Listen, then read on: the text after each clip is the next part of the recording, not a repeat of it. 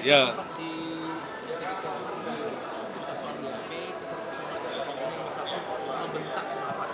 saya pikir begini, ada dari persidangan hari ini, ada dua peristiwa yang terungkap di persidangan.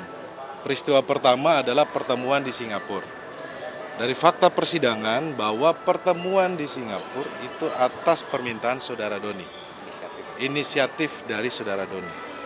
Kemudian yang kedua, bicara soal peristiwa di mana di saudara Rizky diundang itu dalam rangka penugasan partai. Apa yang dilakukan oleh Sekjen PD Perjuangan dalam hal ini adalah perbuatan melaksanakan tugas partai sebagai sekjen. Jadi menurut kami bahwa persidangan hari ini juga pun mengungkap bahwa dana operasional itu dari Harun Masiku. Tadi saksi juga mengiyakan, karena itu sudah jadi fakta persidangan. Jadi teman-teman, terkait dengan dakwaan ini adalah suap, bahwa saksi yang dihadirkan menurut kami tidak bisa menjelaskan terkait dengan peristiwa suap dan tidak ada kaitannya dengan Sekjen PD Perjuangan Mas Hasto Kristianto. Kalau apa yang dilakukan Mas Hasto itu adalah sebagai sekjen partai dan itu sah-sah saja. Dalam hal ini melaksanakan tugas sebagai sekjen partai karena ada apa? Ada putusan Mahkamah Agung, ada fatwa Mahkamah Agung. Itu yang dilaksanakan oleh Mas Hasto. Jadi dua peristiwa ini harus kita lihat bahwa ini bukan perbuatan pribadi ketika Mas Hasto ketemu sama saudara Rizky, karena perbuatan dari Mas Hasto ini adalah sebagai sekjen partai dalam hal melaksanakan putusan Mahkamah Agung dan fatwa Mahkamah Agung. Oke teman-teman, ada yang tambahin? Saya tambah sedikit. Jadi kita mulai sidang jam 9. Berakhir jam 13.30. Ya. 13.30. Pertanyaan kepada Bapak Ibu yang menyaksikan sidang dari pagi sampai sekarang. Ya. Keterangan saksi apa yang disampaikan oleh Rizky yang pada hari ini hadir? Jangan yang membuktikan deh. Yang memberatkan aja, ada nggak? Sekali lagi ini kasus suap loh.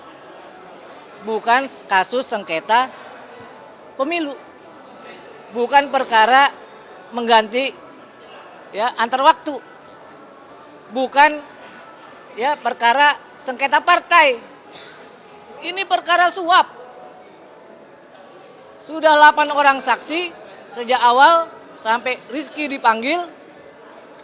Pertanyaannya, siapa yang melihat langsung? Ya, mengalami langsung, mengetahui langsung bahwa Pak Hasto Kristianto terlibat? Nggak ada. Itulah yang disebut dari awal oleh Pak Sekjen, Pak Hasto, oleh tim penasehat hukum. Ini perkara daur ulang. Ya. Tapi dengan terdakwa yang berbeda. Kalau begitu, ya, maka sekali lagi sampai pada hari ini, tanggal berapa? Tanggal 7 Mei 2025 sudah diperiksa 8 orang saksi. Tidak ada ya bahkan yang memberatkan, apalagi yang membuktikan dakwaan bahwa Pak Hasto melakukan perbuatan pidana suap. Nanti kalau Pak Magdir ada, dia akan bilang, apalagi tidak ada saksi yang dihadirkan untuk membuktikan obstruction of justice. Maka tidak bosan kita berdoa di sini, berharap di sini. Ya. Jika memang tidak ada bukti, mohon majelis hakim berani bebaskan Pak Hasto. Ya, itu saja tambahan dari saya. Terima kasih. Oke, terima kasih. Saya menambahkan saja ya. Teman-teman semua, sebelum persidangan ini dimulai, ketika kami sudah mempelajari dan membaca berkas perkara yang diberikan oleh KPK tentu saja, kami sudah melihat ada pencampur adukan yang sangat banyak antara fakta dengan asumsi. Bahkan fakta yang benar dan tidak benar juga campur aduk. Sampai dengan persidangan tadi, kita melihat secara jernih, kita lihat secara terang bahwa sebagian besar dari keterangan saksi di BAP dan kesimpulan-kesimpulan saksi terkait dengan seolah-olah Pak Hasto menugaskan Saiful, menugaskan Doni, itu diakui adalah asumsi. Jadi saksi bahkan juga mengakui bahwa kesimpulan-kesimpulan itu sebenarnya adalah asumsi, bukan fakta yang sungguh-sungguh dilihat oleh saksi, bukan fakta yang benar-benar didengar oleh saksi. Padahal seharusnya saksi adalah orang yang betul-betul melihat secara langsung, mendengar secara langsung. Nah, 8 orang saksi yang sudah diperiksa ini semakin memperkuat memang ada bangunan asumsi yang dipaksakan dalam perkara ini seolah-olah itu menjadi fakta tentang tuduhan keterlibatan Pak Hasto. Itu yang pertama yang perlu sangat jernih kita pilah satu persatu.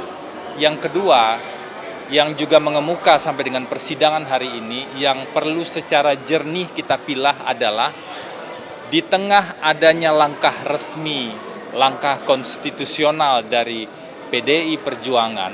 Jadi di tengah langkah resmi dan langkah konstitusional PDI Perjuangan, ada beberapa orang yang menelikung untuk kepentingan pribadi mereka untuk mendapatkan uang, seolah-olah kemudian mengurus dan mengatasnamakan Sekjen PDI Perjuangan Hasto Kristianto.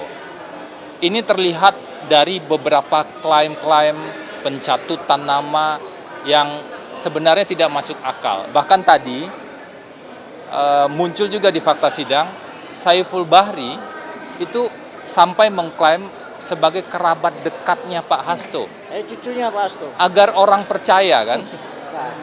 Kemudian mengklaim punya akses ke KPU, mengklaim punya akses ke Bawaslu. Padahal dalam komunikasi yang lain, Saiful Bahri bersama Doni Tri Istiqamah mengatakan bahwa dia mau narik uang dari Harun Masiku di fakta-fakta sidang sebelumnya. Jadi kita perlu secara jernih memilah hal tersebut. Pertama, memilah antara fakta dengan asumsi. Yang kedua, memilah antara langkah sah partai politik PDI Perjuangan, langkah konstitusional PDI Perjuangan, mengajukan judicial review, meminta fatwa MA, kemudian menentukan kader yang terbaik berdasarkan pleno partai, dengan adanya pihak-pihak tertentu yang menelikung dan menunggangi peristiwa ini untuk kepentingan pribadi mereka. Kepentingan pribadinya apa? Kepentingan pribadinya adalah uang, dan fakta itu sudah muncul. Minta dana operasional, mau cari dana operasional 2,5 miliar, kemudian turun lagi 1,5 miliar. Padahal Wahyu Setiawan mengatakan dia hanya terima 150 juta. Ada pihak-pihak yang memang memanfaatkan dan menyalahgunakan situasi untuk mendapatkan keuntungan pribadi. Nah, itu yang perlu dipilah secara jernih, dan menurut kami semakin terang dari rangkaian persidangan sampai dengan persidangan saat ini. Bahkan tadi dimunculkan juga Saiful mengatakan dia sudah pesan kamar, dia sudah booking kamar seolah-olah dibiayai oleh DPP. Padahal di fakta sebelumnya komunikasi Saiful dengan Doni Tri Istiqomah, yang memberikan uang itu adalah Harun Masiku. Biaya untuk ke Singapura sejumlah 25 juta sudah ditransfer. Itu sudah muncul di fakta persidangan sebelumnya. Ini adalah bagian dari deretan klaim, deretan pencatutan nama, deretan-deretan hal-hal tidak benar yang disampaikan untuk membuat orang percaya bahwa seolah-olah Saiful adalah utusan atau ditugaskan oleh Sekjen.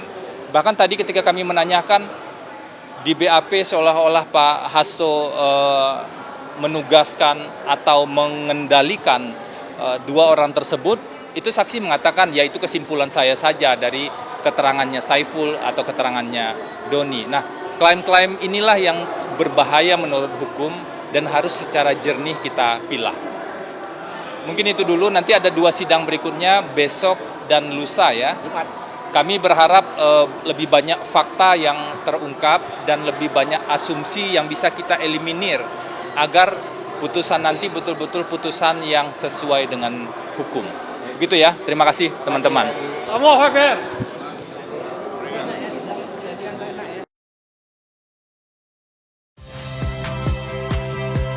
Saya Priska Clarissa. Saksikan program-program Kompas TV melalui siaran digital, pay TV, dan media streaming lainnya. Kompas TV, independen, terpercaya.